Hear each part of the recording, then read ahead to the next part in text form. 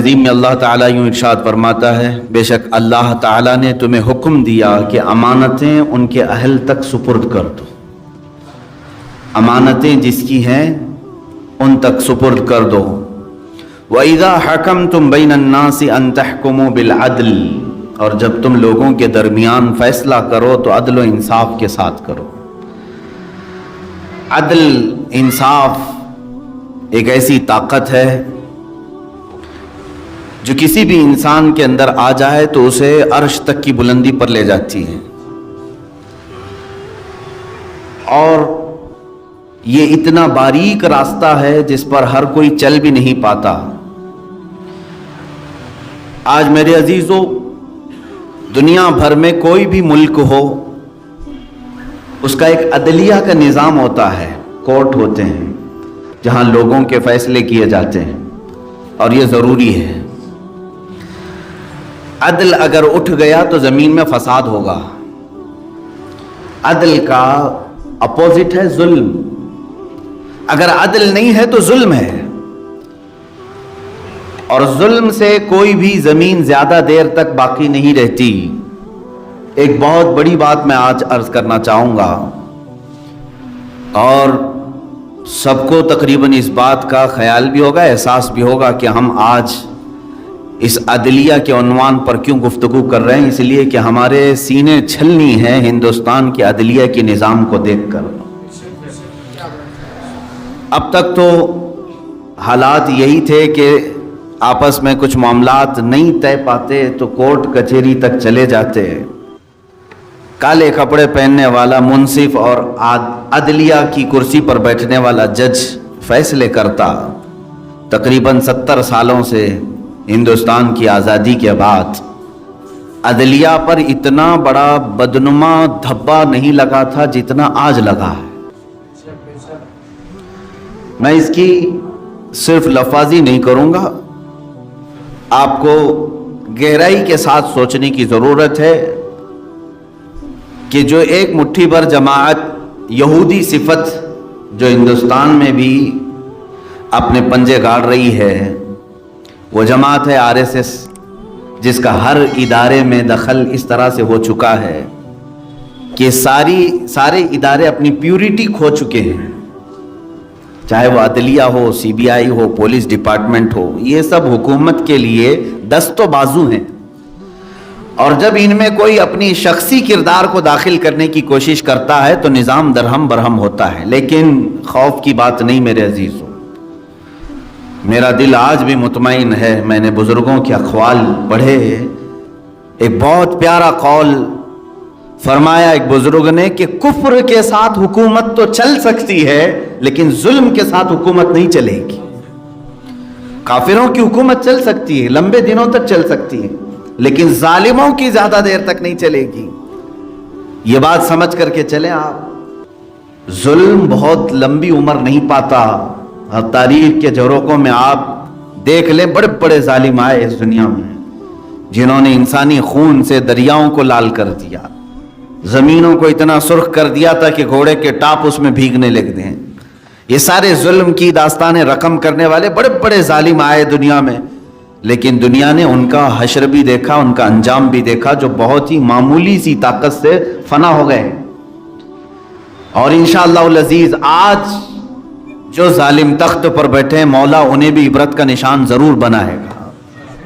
اگر اللہ نے ہماری زندگی باقی رکھی تو ہم ضرور دیکھیں گے ان کو ذلیل و رسوا ہوتے ہوئے انشاءاللہ۔ عزیزان گرامی، میں اسلام کا عدلیہ نظام پہلے پیش کر دوں، پھر میں آپ کے سامنے گفتگو کروں، کیونکہ قرآن سید الانبیاء صلی اللہ تعالیٰ علیہ وسلم سے مخاطب ہو کر کے فرما رہا ہے، اے رسول، جب آپ لوگوں کے درمیان فیصلہ فرمائیں تو عدل کے ساتھ فرمائیں، عدل کے ساتھ فرمائیں۔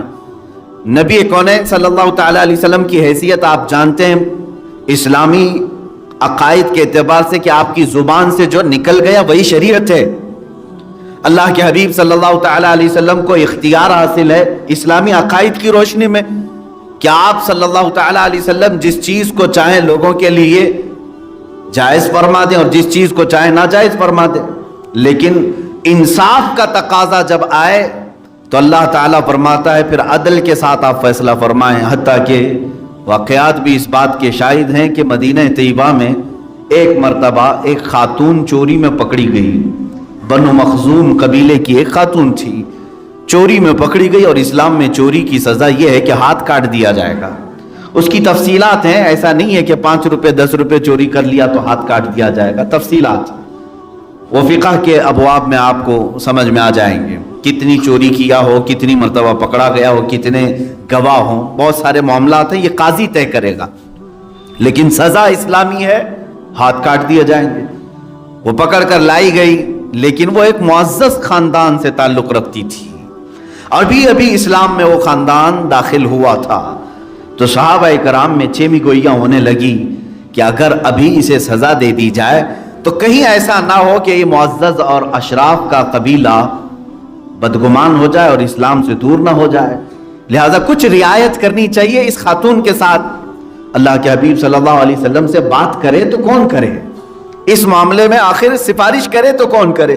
سارے صحابہ کرام نے اتفاق رائے سے حضرت اسامہ بن زید کو مقرر کیا. یہ اسامہ بن زید رسول کریم صلی اللہ تعالیٰ علیہ وسلم کے منہ بولے بیٹے حضرت زید بن حارثہ کے صاحبزادے ہیں، اور حضور صلی اللہ علیہ وسلم کے گھر میں آنا جانا آپ کا کثرت سے ہوتا تھا، چھوٹی عمر کے تھے. اسامہ بن زید کو کہا گیا کہ آپ جائیں اللہ کے نبی سے بات کریں اس سلسلے میں کہ اس خاتون کے ساتھ کچھ رعایت کی جائے. اللہ کے نبی صلی اللہ تعالیٰ علیہ وسلم کے حجرے میں وہ داخل ہوئے. ماں عائشہ صدیقہ رضی اللہ تعالیٰ عنہ بھی اس حدیث کی راویہ ہیں. فرماتے ہیں کہ جب رسول کریم صلی اللہ علیہ وسلم کے پاس وہ آ کر کے بیان کرنے لگے کہ آقا جو عورت پکڑی گئی جس کا ہاتھ کاٹا جانے والا ہے وہ بنو مخزوم قبیلے کی ہے، بڑے خاندان کی عورت ہے، ابھی دائرہ اسلام میں داخل ہوئے، کچھ رعایت آپ فرما دیں.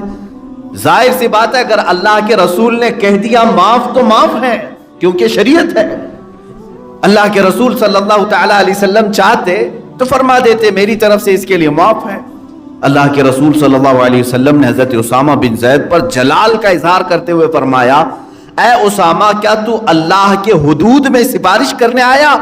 یاد رکھو باہر آنے کے بعد خطبے کی ممبر پر آپ چڑھ گئے اور ارشاد فرمایا سارے صحابہ کو تم سے پہلے والی جماعتیں اسی لیے ہلاک و برباد ہو گئی کہ جب ان میں بڑے خاندان کا کوئی جرم کرتا تو اسے معاف کر دیا جاتا، اور جب کوئی غریب کام کرتا اس طرح کے جرم کا اسے مار دیا جاتا تھا. اے لوگوں میں تمہیں ڈراتا ہوں اللہ کے عذاب سے کہ انصاف کے تقاضے پورے کرو. آخر میں ایک تاریخی جملہ میرے آقا نے بیان فرمایا اسی منبر پر کھڑے ہو کر ارشاد فرماتے ہیں لو فاطمہ بنت محمد سرقت لقطعت يدها او كما قال النبي صلی اللہ علیہ وسلم. سنو اے میرے صحابہ اگر میری بیٹی فاطمہ سے بھی یہ کام ہو گیا ہوتا میں اس کے بھی ہاتھ کاٹ دیتا. بفرض محال ہم یہ سمجھتے ہیں، لیکن اللہ کے نبی صلی اللہ تعالیٰ علیہ وسلم نے یہ فرمایا تم ایک معزز خاندان کی عورت سمجھ کر کے اس کی سفارش کرنے آئے ہو. محمد صلی اللہ تعالیٰ علیہ وسلم کا خاندان تو پوری دنیا کی سب سے زیادہ عظمتیں لیا ہوا ہے. اگر اس رسول کی بیٹی سے اگر یہ ہو جائے خود میرے آقا فرماتے ہیں میں ضرور اس کے ہاتھ کاٹوں گا. یہ انصاف کے تقاضے ہیں، یہ عدلیہ ہے میرے عزیزوں. بلکہ اسلام نے تو یہ نظام پیش کیا ہے کہ عدل کے لیے اپنے آپ کو بھی پیش کرو.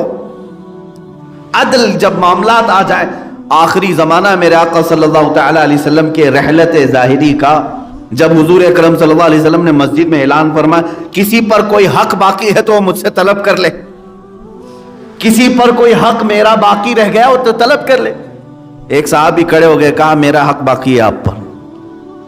میں سارے صحابہ کی گردنیں اٹھ گئی، کون ہے جو رسول اللہ کے پاس اپنے حق کا مطالبہ کر رہا ہے؟ آخر ہوا کیا اس کے ساتھ؟ ان کو کھڑا کیا گیا کیا حق باقی ہے؟ کہا فلاں دن جب جہاد میں جا رہے تھے صفیں لگا رہے تھے آپ نے چھڑی سے مجھے مارا تھا، میری پیٹھ پر یا پیٹ پر آپ کی چھڑی لگی تھی اور میں اس کا انصاف چاہتا ہوں.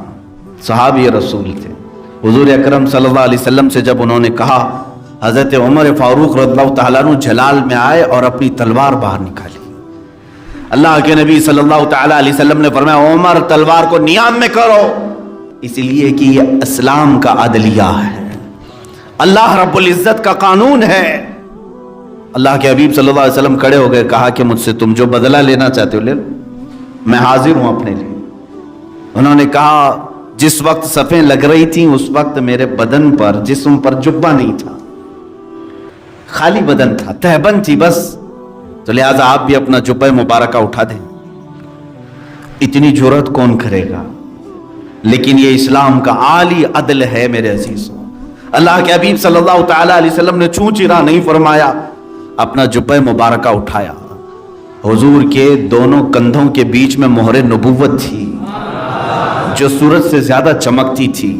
उस सहाबी ने बढ़ करके उस मोहरे नबुव्वत का बोसा लिया और कहा मैंने बदला ले लिया, बस मुझे यही चाहिए था। अजीजा ने गिराम वक़ार, ये तो उनकी अकीदत और मोहब्बत थी, वो उनका इश्क का इजहार था।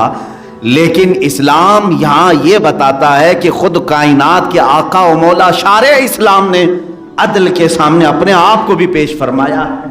हत्ता कि सैयदना अली करमल्लाहु वजहुल करीम, मौला अली करमल्लाहु वजहुल करीम, जिनके अदल के फैसलों के आज मिसालें दी जाती हैं। मेरे अजीजों, जब हजरत उमर फारूक रज़ियल्लाहु तआला अन्हु तख्ते खिलाफत पर बैठते और जब भी किसी का फैसला करना होता तो पहले देखते अली है कि नहीं है, हजरत अली मजमे में है कि नहीं है, और फरमाते अगर हजरत अली किसी मजमे में ना हो तो मुझे डर लगता है कि मैं फैसला करने में गलत ना हो जाऊं। वो मौला अली करमल्लाहु वजहुल करीम जो अदलिया के निजाम के पूरे माहिर थे।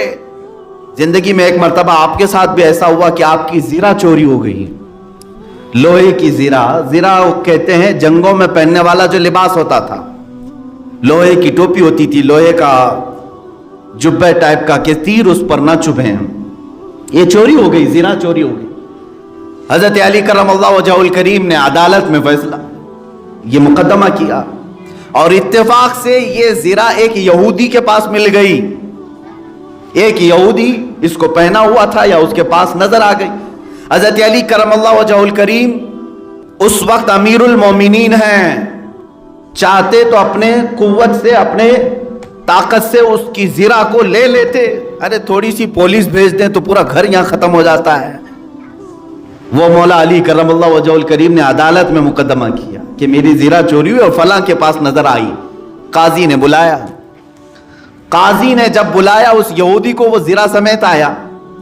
हजरत अली करमल्लाहु वजहुल करीम अमीरुल मोमिनीन है, एक तरफ वो खड़े हैं, दूसरी तरफ यहूदी है। काजी ने कहा कि ये जीरा हजरत अली की है, तुम चोरी की हो? उसने कहा ना, ये मेरी अपनी है, मैंने चोरी नहीं किया। अगर ये अली की है तो कोई गवाह है इस पर, कोई गवाह है तो पेश करें कि मैंने चोरी किया है।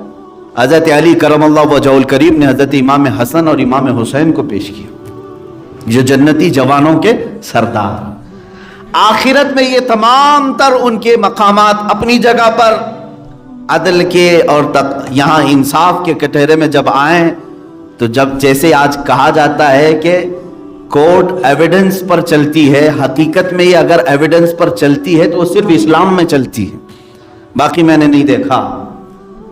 यहां मौला अली करमल्लाहु वजहुल करीम ने अपने दोनों साहबजादों को पेश किया कि हसन भी गवाह हैं, हुसैन भी गवाह हैं। काजी इस्लाम जो कुर्सी पर बैठा है कहा, ए अली, अल्लाह के नबी सल्लल्लाहु तआला अलैहि वसल्लम की हदीस में मिलता है कि बेटों की गवाही बाप के हक में कबूल नहीं की जाती। ये कौन अमीरुल मोमिनीन से कह सकता है? कुर्सी अदालत पर बैठा हुआ काजी, जिसे खलीफतुल मुस्लिमीन जब चाहे उठाए निकाले।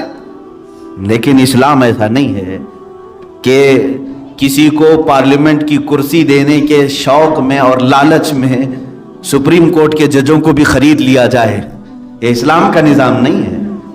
हजरत अली रज़ियल्लाहु तआला अन्हु चाहते तो कह देते कि तू फैसला मेरे हक में कर देना, तुझे बाद में कोई वजारत दे दूंगा जब रिटायर्ड हो जाएगा। हजरत अली रज़ियल्लाहु तआला अन्हु कहते हैं अब इनके अलावा मेरे पास कोई दूसरा गवाह नहीं, यही दो हैं, हजरत हसन और हजरत इमाम हुसैन रज़ियल्लाहु ताला, यही दो गवाह, इनके अलावा नहीं है। काजी ने मुकदमा खारिज कर दिया और कहा कि आपकी ये ज़िरा नहीं हो सकती, ये यहूदी की होगी, एविडेंस पर चल रही है बात। वो यहूदी के हक में फैसला हुआ, वो लेकर के जाने लगा। کہ قاضی اسلام نے امیر المومنین کو زرا دلانے کی بجائے ایک یہودی کے حق میں فیصلہ کر دیا کہ یہ زرا یہ ہے. میرے عزیزوں، مائنورٹی کے حقوق کیا ہوتے ہیں یہ بھی اسلام میں پڑھو. لیکن وہ یہودی عدالت کے کمرے سے باہر تک نہیں نکلا تھا کہ واپس آیا اور کہا قاضی اسلام سے کہ میں زرا یہ پیش کرتا ہوں لیکن ساتھ میں اپنے آپ کو اسلام میں پیش کرتا ہوں، میں مسلمان ہونا چاہتا ہوں. کہا کیوں؟ کہا حقیقت تو یہ ہے کہ یہ زرا علی کی ہی ہے، میں نے چوری کی تھی، لیکن میں یہ دیکھا کہ آج اسلام کا نظام اتنا مضبوط ہے کہ اگر وقت کے امیر المومنین کے پاس گواہ نہ ہو تب بھی عدالت پر بیٹھا ہوا قاضی سامنے والے کو نہیں دیکھتا بلکہ جس کے حق میں ثبوت ہے اسی کے حق میں فیصلہ کرتا ہے. میں نے اسلام کے اس عدل پر اپنی جان نچھاور کرنے کے لیے اسلام میں اپنے آپ کو پیش کیا ہے. عزیزان گرامی وقار، ایک دو نہیں ہزاروں مثالیں میں تمہارے سامنے رکھوں، ہزاروں مثالیں. الحمدللہ ہم اس مذہب مہذب سے تعلق رکھتے ہیں جس میں قرآن نے ہمیں یہ کہا یا ایھا الذین آمنوا کونوا قوامین بالقسط، اے ایمان والو عدل میں بالکل پورے کے پورے کھرے اترو، پورے کے پورے کھرے اترو جب تم کسی کے ساتھ انصاف کا معاملہ کر رہے ہو. اسی لیے اس سے قبل بھی میں نے کئی مرتبہ اس بات کو لوگوں کے سامنے پیش کیا ہے. جو بیٹھ کر کے محلوں میں جماعتیں فیصلہ کرتی ہیں وہ بھی یاد رکھیں، آج تم نے کسی کا چہرہ دیکھ کر کے فیصلہ کر دیا، کل قیامت میں جو عدل الہی ہوگا وہاں بچ نہیں پاؤ گے. قرآن کہتا ہے الیس اللہ باحکم الحاکمین، سورہ والتین والزیتون کی آخری آیت پڑھو. کیا اللہ احکم الحاکمین نہیں ہے؟ سارے حاکموں سے بڑھ کر کے وہ حاکم ہے. قیامت کے دن پکارا جائے گا، کہاں ہیں وہ لوگ جو نا انصافی کیا کرتے تھے؟ ان کے پیٹ زمینوں پر لٹک رہے ہوں گے، وہ آئیں گے، پکارے جائیں گے. اور اکثر انصاف کی کرسی پر بیٹھنے والے جنہوں نے ظلم کیا ہوگا کسی کے ساتھ وہ جہنم میں جھونکے جا رہے ہوں گے، دوزخ میں ڈالے جا رہے ہوں گے، اس لیے کہ کسی کے ساتھ انہوں نے حق مارا ہوگا یا کسی کے خلاف فیصلہ دیا ہوگا. عزیزان گرامی، یہ کرسی اتنی ذمہ داری کی کرسی ہے کہ وقت کے امام اعظم ابو حنیفہ رضی اللہ تعالیٰ عنہ کو اس وقت کے خلیفہ نے پیشکش کی تھی کہ آپ سے بڑا فقیہ میں نے کوئی نہیں دیکھا، آپ چیف جسٹس کا عہدہ سنبھال لیں، قاضی القضات کا.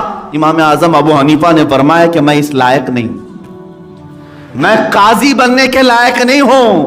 کون کہہ رہا ہے؟ امام اعظم ابو حنیفہ رضی اللہ تعالیٰ جن کو 5 لاکھ حدیثیں یاد ہیں، ہزاروں سے زیادہ ان کے شاگرد ہیں، کروڑوں مسلمان ان کی اقتدا کر رہے ہیں آج تک. وہ امام اعظم ابو حنیفہ فرماتے میں اس کرسی کے قابل نہیں، قاضی بننے کے لائق نہیں. اب سنیے امام اعظم ابو حنیفہ رضی اللہ تعالیٰ عنہ کی حاضر جوابی. خلیفہ نے دربار میں حاضر کرنے کو کہا، آپ حاضر ہو گئے. خلیفہ نے کہا میں آپ کو قاضی بنانے کا حکم جاری کر رہا ہوں اور آپ کہہ رہے ہیں میں لائق نہیں ہوں، آپ جھوٹ بول رہے ہیں. آپ فقہ کے امام ہیں، قرآن و حدیث سے مسائل استنباط کرتے ہیں، آپ قاضی کے لائق نہیں، آپ جھوٹ بول رہے ہیں. امام اعظم ابو حنیفہ رضی اللہ تعالیٰ عنہ نے ادب سے کہا اے خلیفۃ المسلمین، اب آپ ہی فیصلہ کر لیں، آپ کی نظر میں اگر میں جھوٹ بول رہا ہوں تو جھوٹے کو قاضی کیسے بنا سکتے؟ اگر آپ کی نظر میں میں جھوٹ بول رہا ہوں تو پھر جھوٹ بولنے والے کو تو قاضی بنانا ہی نہیں چاہیے. امام احمد بن حنبل رضی اللہ تعالیٰ عنہ کے ایک صاحبزادے وہ قاضی تھے. زندگی پر امام احمد بن حنبل ان کے گھر میں نہیں جاتے تھے، اس لیے کہ وہ ڈرتے تھے کہ کہیں اس نے انصاف میں کہیں اونچ نیچ نہ کر دیا ہو. حالانکہ وہ عدل کا وہ زمانہ تھا جہاں صحابہ کرام کا ماحول تو یہ تھا کہ امیر المومنین عمر فاروق رضی اللہ تعالیٰ عنہ جمعہ کے درمیان کھڑے ہیں تو صحابی کو پوچھنے کا حق تھا کہ آپ کا جبہ اتنا لمبا کیسے ہو گیا، دوسروں کا اتنا نہیں بنا ہے. کپڑے سب کو تقسیم ہوئے تھے، جو مال غنیمت میں آئے تھے آپ کو بھی ملے تھے، آپ کا بڑا ہو گیا، ہمارا سب کا نہیں بنا.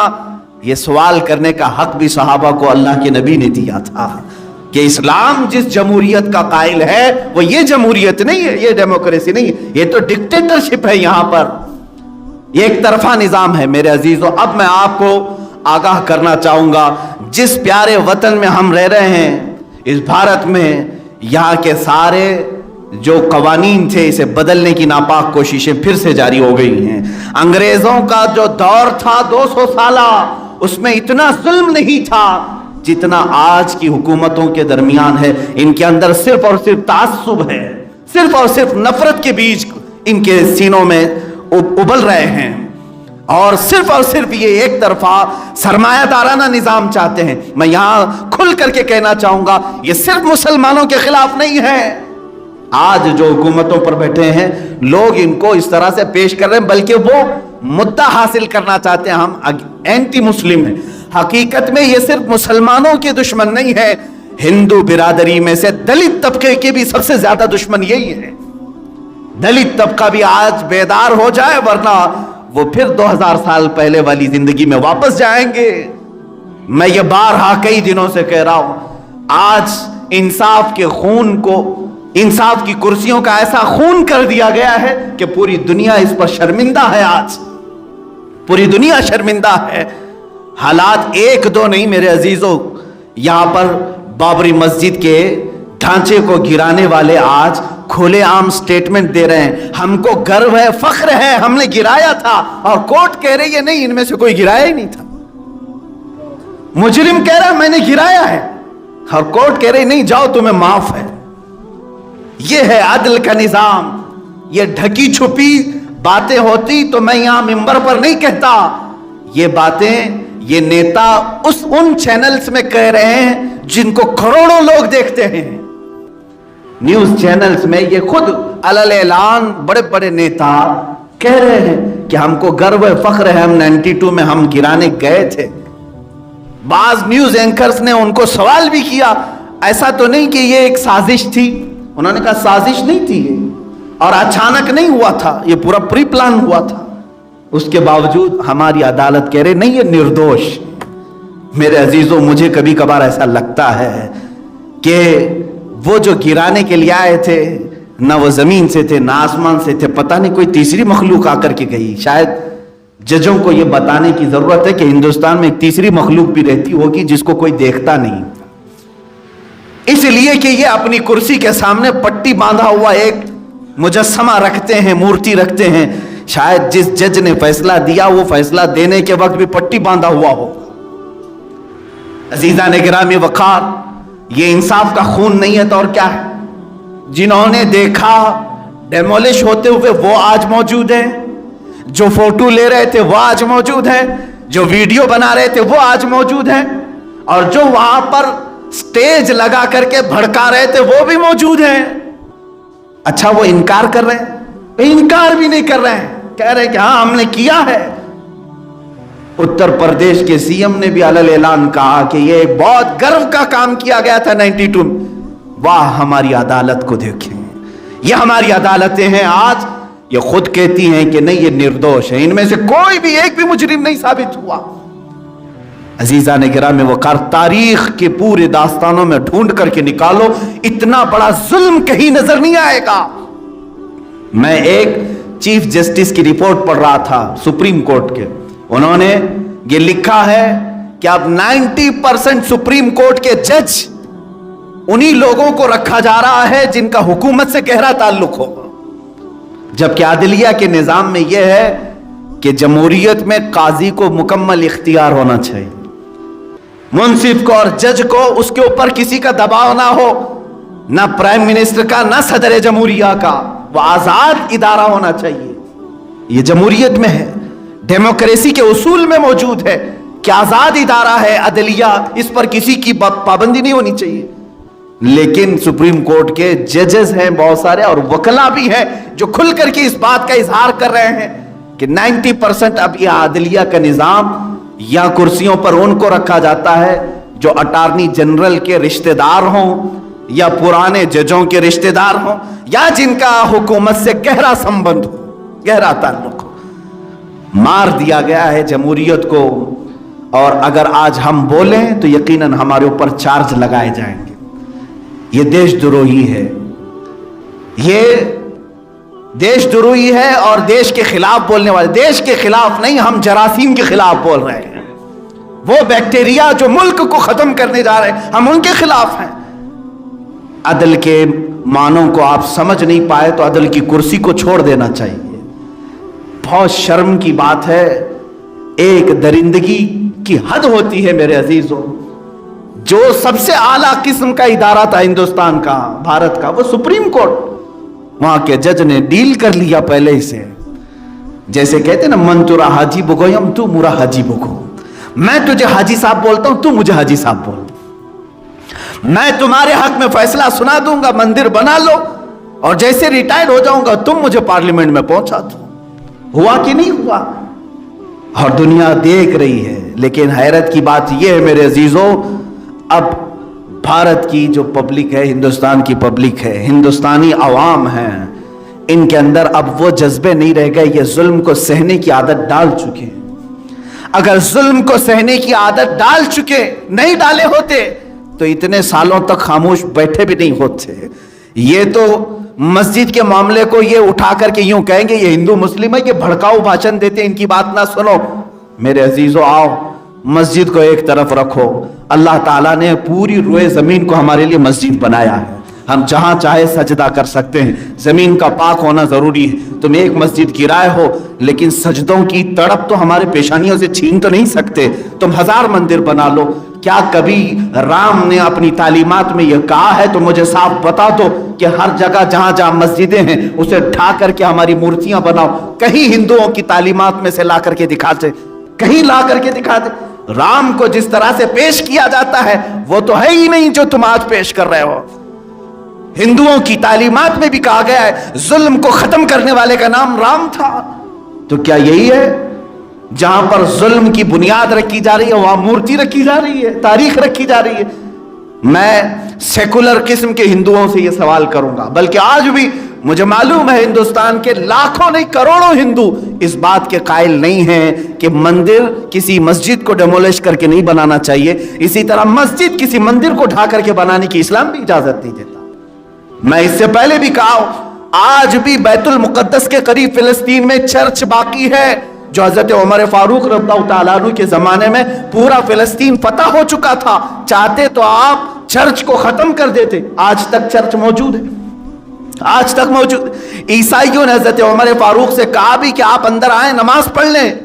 आप अंदर जाने की बजाय बाहर मुसल्ला बिछाकर नमाज पढ़ते हैं। आपसे ईसाइयों ने पूछा कि आपने अंदर नमाज नहीं पढ़ी, क्या हमारी चर्च नापाक है? कहा नहीं, जमीन पाक हो, हम कहीं पे भी नमाज पढ़ सकते हैं। महज मैंने इसलिए अंदर नमाज नहीं पढ़ी कि बाद में आने वाली कौमें कहीं अपने अमीरुल मोमिनीन का मुसल्ला समझ करके तुम्हारी चर्च को ना गिरा दे। तुम्हारी चर्च में पूछ रहे हैं। यह है इस्लाम। मेरे अजीजों, चलो मस्जिद और मंदिर को एक तरफ रखो, लेकिन जिस तरह से आज नौजवान लड़कियों के रेप के केसेस जो बढ़े हुए हैं, छोटी बच्चियों के बलात्कार के जो केसेस बढ़े हुए हैं, ऐसा लगता है कि यह जंगल राज कायम हो चुका है, जहां जंगल में दरिंदा जिसे चाहे अपने हवस का निशाना बना ले।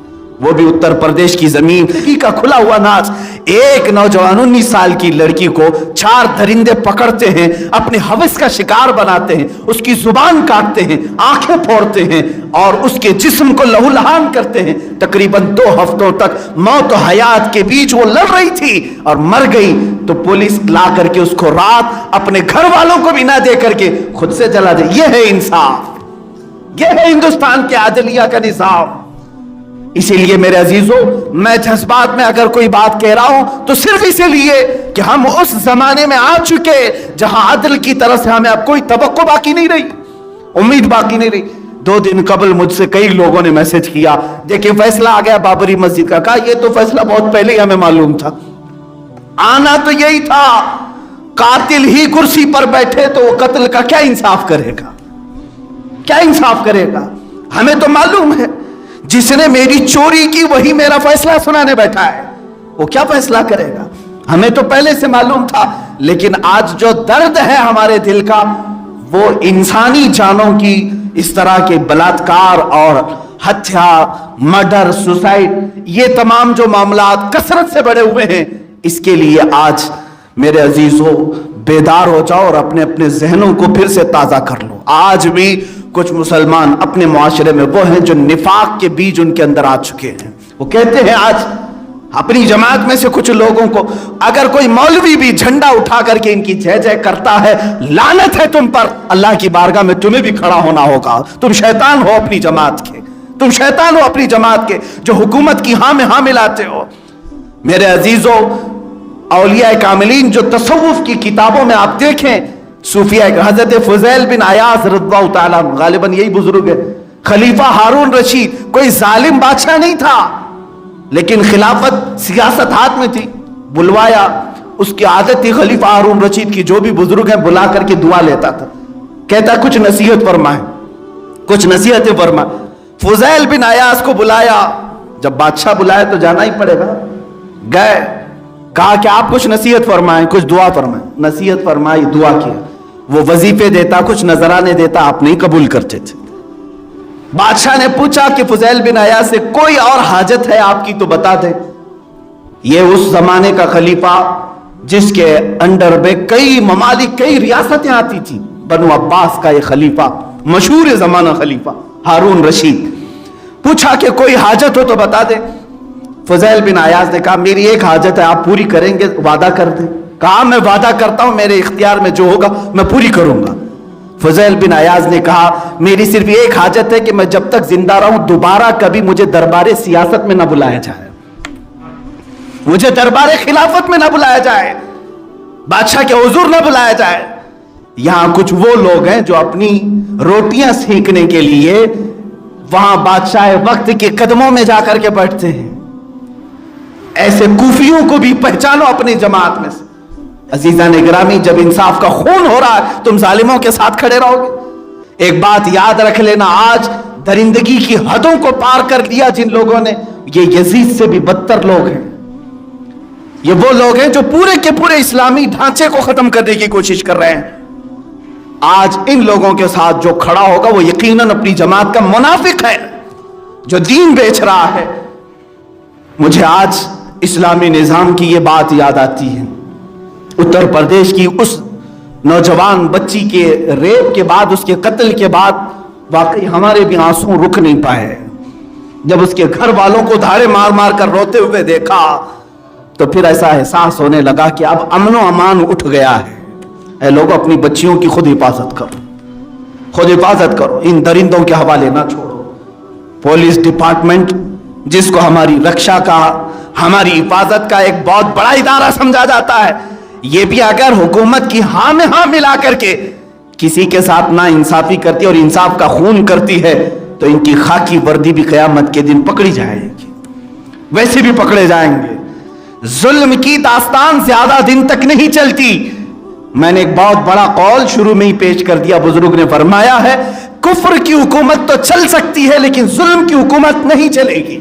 देख लेना, जिन्होंने हिंदुस्तान की इसी सरजमीन पर चंद सालों पहले कश्मीर की 8 साल की बच्ची के साथ नहीं बलात्कार हुआ, पंडितों ने किया, और वो भी जो इबादत गाह है, हिंदुओं की मुकद्दस जगह है वहां पर, और उसे भी मार दिया। 8 दिन तक उसको अपने हवस का निशाना बना बना करके उसे कत्ल कर दिया, मार दिया।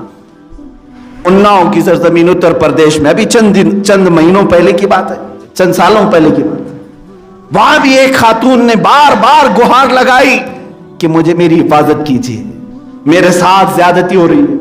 उसके चचा को मार दिया गया, उसके वकील को मार दिया गया, उस लड़की को भी मार दिया गया, और ये सब बीजेपी नेता करता रहा। उसको अरेस्ट भी किया गया। यही अदलिया है जिसने उसको क्लीन चिट देकर के आजाद भी किया। ये जिस मुल्क में हम आज रह रहे हैं, अजीजा ने गिराम वखार, अगर हम आज इन तमाम जरासीम को ना जाहिर करें तो फिर कौन जाहिर करे?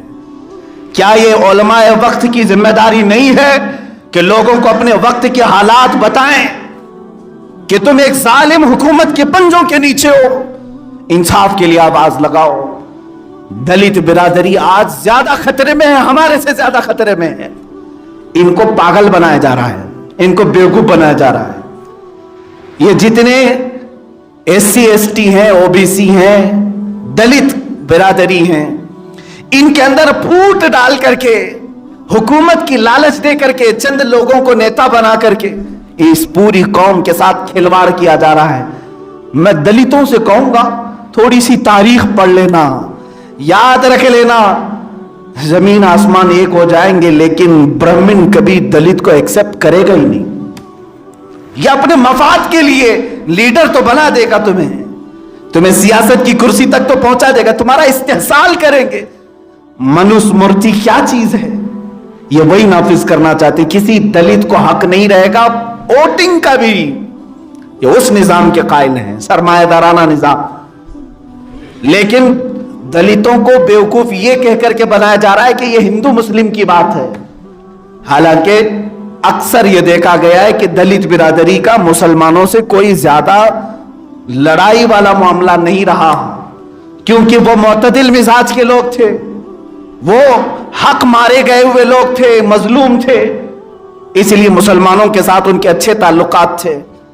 और आज भी जो हिंदुओं के अच्छे ताल्लुकात मुसलमानों के साथ हैं वो दलित बिरादरी के, वो दलित बिरादरी के इसलिए अच्छे ताल्लुकात रहे कि वो कट्टरपंथी नहीं देखते थे और इस्लाम के निजाम को पसंद करते हैं, जहां कास्टिज्म नहीं है, बराबरी है, मसावत है, वो पसंद करते हैं। जब इन ब्राह्मणों ने देखा कि ये दलित मुसलमानों के करीब हो रहे हैं, तो इनमें फूट डालने के लिए, इनको तोड़ने के लिए इस तरह के निजाम बनाए गए कि इनकी पार्टियां अलग अलग कर दी गई, इनको कुछ नेता बना दिए गए ताकि इनके वोट बिखर दिए जाएं।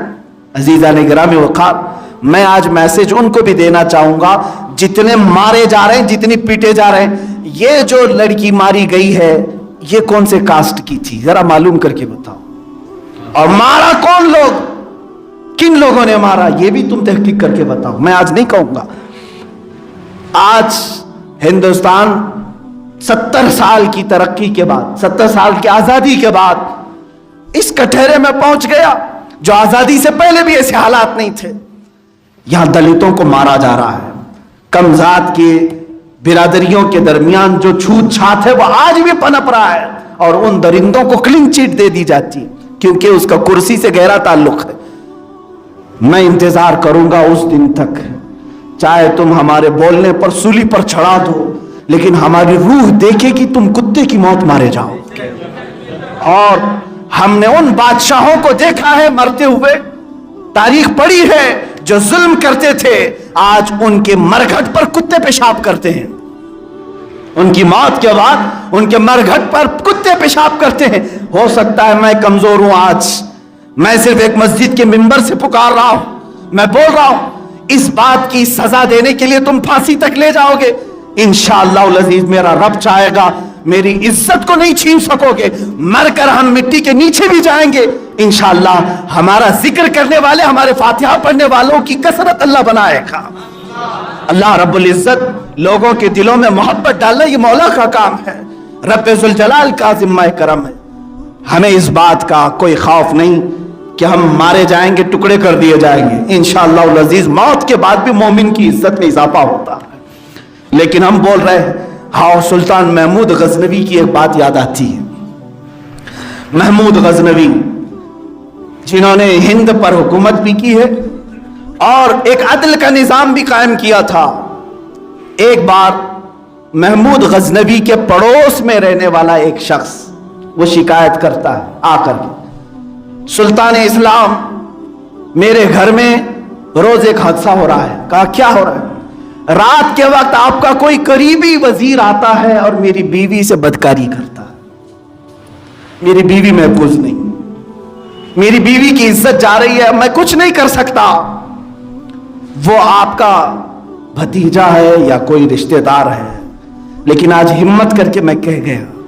महमूद गजनवी ने कहा ठीक है, हम देखते हैं, एक काम करना, आज की रात जैसे ही वो तुम्हारे घर आए तुम अपना चिराग बुझा देना और फिर लगा देना, मुझे समझ में आ जाएगी बात।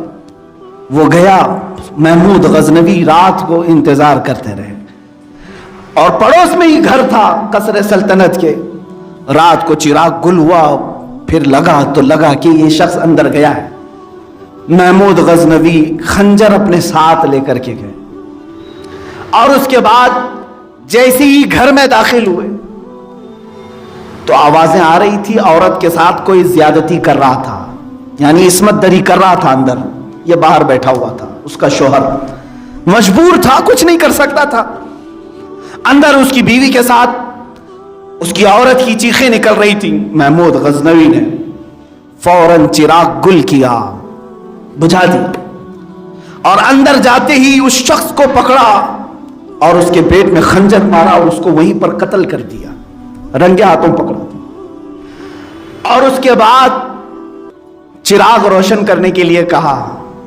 چراغ روشن ہوا, فوراً محمود غزنوی سجدے میں گر پڑا, 2 رکعت نماز پڑھی اور فوراً کہا کہ مجھے پانی پلاؤ, شدت کی پیاس لگی ہے. پانی لا کر کے گھر والے نے پلایا تو ہانپ رہے تھے محمود غزنوی. کہا کہ حضور آپ بادشاہ اسلام ہیں, پہلی مرتبہ اس کیفیت میں دیکھ رہا ہوں. محمود غزنوی نے کہا جب تو نے یہ کہا کہ بادشاہ تمہارا کوئی رشتہ دار میری عورت کے ساتھ بدکاری کر رہا ہے تو میرا چین غارت ہو گیا, میرا سکون ختم ہو گیا, اور میں اس وقت سے اب تک مسلسل بے کلی کی کیفیت میں ہوں. لیکن جب میں آیا تو اس نے پوچھا آپ نے چراغ گل کیوں کیا, مارنا تھا تو روشنی میں مارتے.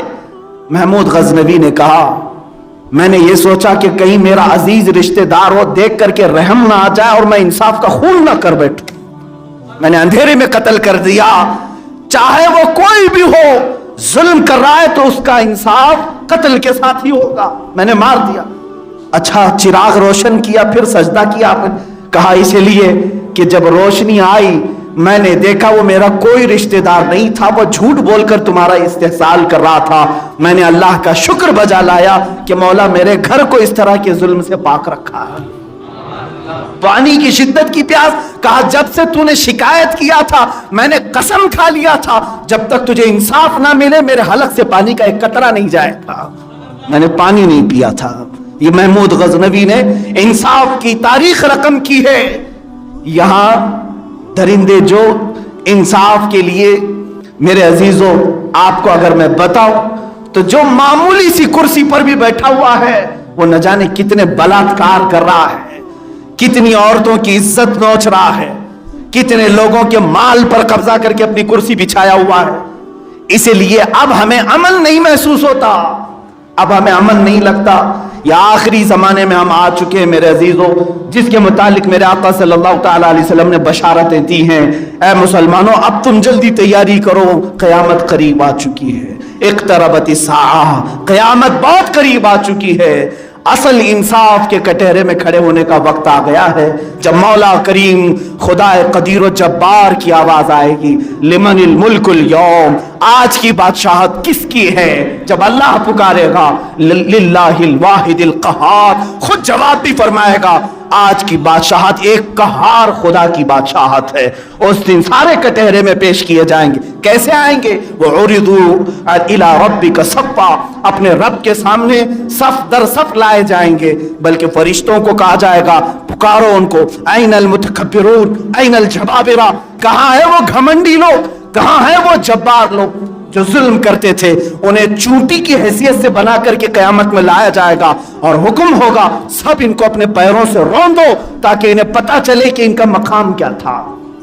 روندے جائیں گے, یہ پیروں سے روندے جائیں گے.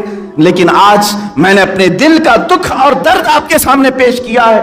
میں اس ملک میں تھا جس کو کبھی اقبال نے کہا تھا سارے جہاں سے اچھا ہندوستان ہمارا, ہم بلبلیں ہیں اس کی یہ گلستاں ہمارا, ہم اس کے ترانے گنگنایا کرتے تھے.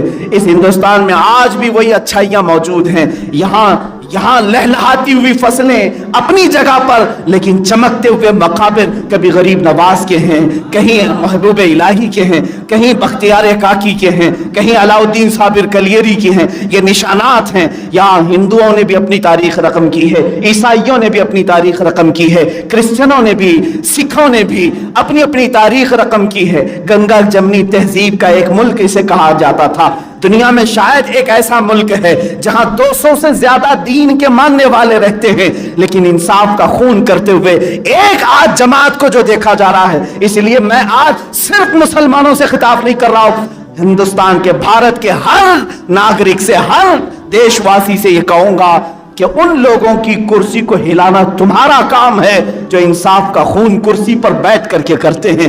انشاءاللہ العزیز آج اگر ظلم تم کر رہے ہو غریب لوگوں پر, देखना खुदा की लाठी पे आवाज होती है, ऐसी जगह से आवाज भी नहीं आएगी, तुम्हें मार पड़ेगी। वो रब्बे जुल जलाल ने नमरूद को जो मच्छर से खत्म किया, फिरौन को जो पानी से हिलाक किया, अबू जहल को किसान के बच्चों से हिलाक किया, अरे तुम्हें तो सिर्फ एक झोंके की जरूरत है, एक हवा की जरूरत है।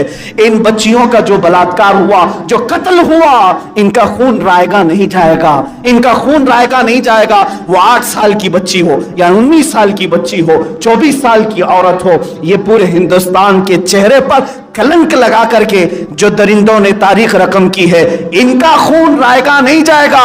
याद रखो, जब एक औरत की इज्जत लूटी जा रही होती है, हदीस पाक में मिलता है अल्लाह का अर्श हिलने लगता है, अल्लाह का अर्श हिल जाता है। हाँ, वो रहमान लोगों को मोहलत देता है, मोहलत देता है, मोहलत देता है। कुरान पाक में वला यहसबन्नल्लज़ीना कफरू अन्नमा नुमली लहुम खैरुल लिअनफुसिहिम इन्नमा नुमली लहुम लियज़दादू इस्मा।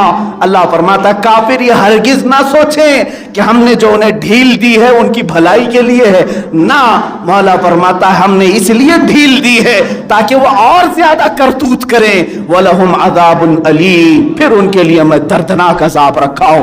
मौला कदीर जब्बार, तेरे दरबार में हम आज दस्त बदुआ हैं। ऐ करीम खुदा, इंसाफ का खून हो रहा है, अदलिया की कुर्सियां हिल चुकी हैं। ऐ मौला, जुल्म के इस मुल्क में हम आज जिंदगी गुजार रहे हैं, इंसाफ का बोल बाला फरमा दे, अमन अमान का बोल बाला फरमा दे। हिंदुस्तान के हर चप्पे में मौला अमन की बारिशें फरमा दे। ऐ रब्बे कदीर, ये तेरे ही तो बंदे हैं मौला, खुदा बंदा ये तेरे सादा दिल बंदे किधर जाएं कि दुर्वेशी भी अय्यारी है, सुल्तानी भी अय्यारी है। ऐ करीम खुदा, तू ही हमारा मालिक व मौला है, तुझसे जो मुंह छुपाएं तो करे किसके सामने, क्या और किसी से तवक्को नजर की है। ऐ रहमान, ऐ रहीम मौला, हम सबको अदल इंसाफ अता फरमा दे, जालिमों को हटाकर हाकिम मुंसिफ हमें अता फरमा दे। ऐ करीम खुदा, इस्लाम और सुन्नियत का बोल बाला फरमा, जुल्म कुफ्र और शिर्क का मुंह काला फरमा, कुफार और मुशरिकीन के बुरे मंसूबों को खाक में मिला दे।